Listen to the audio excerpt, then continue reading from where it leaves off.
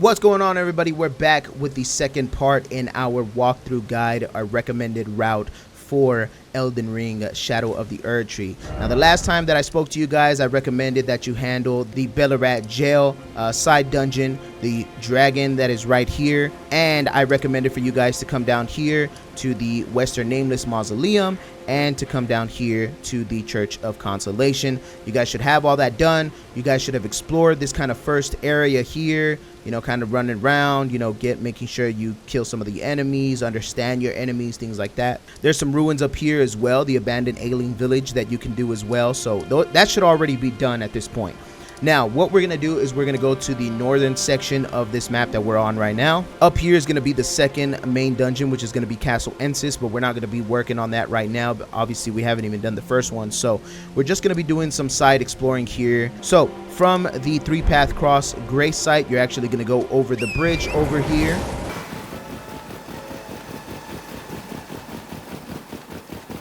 Now, when you're going over this bridge, once you get close to the end of the bridge itself, there's going to be someone throwing spears at you and arrows and shit. So you definitely want to make sure that you're looking out for those, just to make sure that you're not getting caught and getting torn, you know, destroyed. Now, going past the archers, you're just going to go completely straight and you're going to get this side of Grace. Now, this side of Grace is going to be called the Castle Front. Now, what you're going to do is you're going to start heading southeast this way until you get to the Ruined Forge lava intake. That's going to be the next side dungeon that we do. Once we do that side dungeon, we're actually going to head back to this side of Grace, and then we're going to head east, and we're going to go down here to this kind of river area that'll kind of lead us to this underground river area that we got going on here. That'll lead us over to the Rivermouth Cave. So we'll definitely do those two next, and then we'll go about the next portions after that. Now, in this little section here, this little tent encampment area, you definitely want to get down on some of this exploration here. Now, there is this tent area. There's some woods up here that you could get down on. You can also go up here if you want to do the Fog Rift Catacombs, but I recommend you to leave those for last because those are a little bit more tougher. So let's go ahead and head southeast, and I'll show you the entrance of the Ruined Forge lava intake.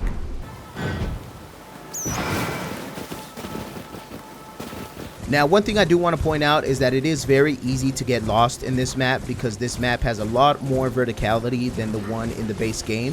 I think the base game is kind of spread out a little bit better, but in this one, it's kind of like the maps are kind of stacked on top of each other.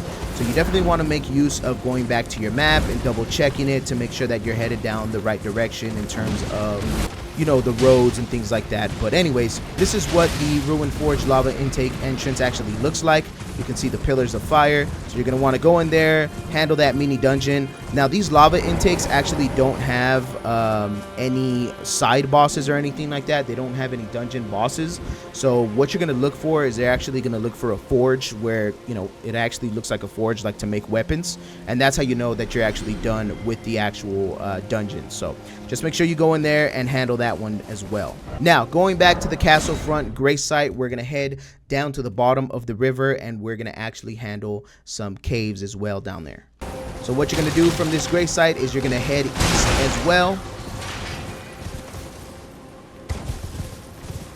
Except before we did the lava forge intake and went south, this time we're going to head east instead. So as you're heading east here, you can actually go ahead and continue on the road and do some of the side stuff that's up there. There's going to be a Michael's Cross, I believe, that you're going to encounter. Now, I don't want you to necessarily continue on past the Michael's Cross. I want you to actually come back to the entrance of the road here, and we're going to stick left to the wall. And there's going to be some cliff edges here that we can actually jump down on. Head all the way down until you get to the bottom of the river.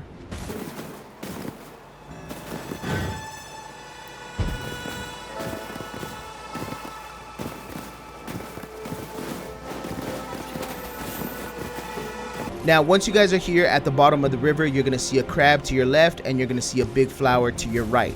The one that you're going to want to take is the flower on the right. You want to go ahead and go down this way, and there's going to be a cave that you can actually go into. Now, once you go through that cave, there is going to be a site of grace here. And from here, I'm just going to tell you the locations of the cave so that you can follow it from this site of grace here. All right, y'all. So after you get that site of grace, it is going to be called the Elak River Cave. So there's going to be two things that you're going to want to make sure you do here in this area. First things first, up here, if you start to head northwest of the actual grace itself, there's going to be one of those ulcerated tree spirits that spawns here. You can try to take him down if you want, or you can skip him for now. It's totally up to you, but I believe he drops a talisman. I don't necessarily remember whether or not it's good, but you can actually, take him down if you want some extra runes.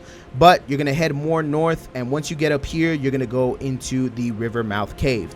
Now, this is actually a dead end here, so once you get here, the only thing left for you to look for is that river mouth cave. So just go ahead and look around and look for the cave entrance.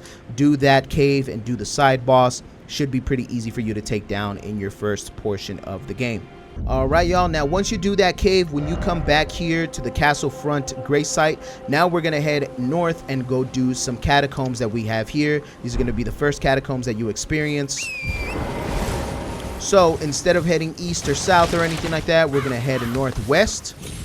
And there's going to be a road over here that you'll come across, and you're just going to follow this road all the way north. Now, of course, again, there's going to be some enemies here that are going to try to attack you and throw flames at you and things like that. So obviously you want to fight those guys to get them out of the way. If you don't want to, though, you are more than welcome to just skip them. Now, as you're heading down this way, it's going to start to get real dark and foggy. What you're going to want to do is just stay on the actual road, kind of make a path for yourself on the way over there, and eventually you'll start to see a bunch of tombs and things like that. When you see those tombs, you know that you're getting close to the catacombs entrance, and you're going to want to make sure that you get into those catacombs and get that site of grace before these little fuckers start to mess you up. Now, once you're at the catacombs themselves, obviously just go ahead and do the catacombs. The catacombs are a lot longer in these side dungeons in the Land of Shadows, so they're a little bit more detailed. So you're going to want to make sure you're exploring as best as you can in there and handling, all the enemies and all the bosses that you come across. Now, once you have done that, I recommend you go back to the castle front side of grace. Once we do that, on our next episode, we're going to be covering some side area up here. Now, we don't necessarily have to do this dungeon yet because this dungeon does lead to another area, but we're just going to pick up some side of graces and we're going to go to the suppressing pillar.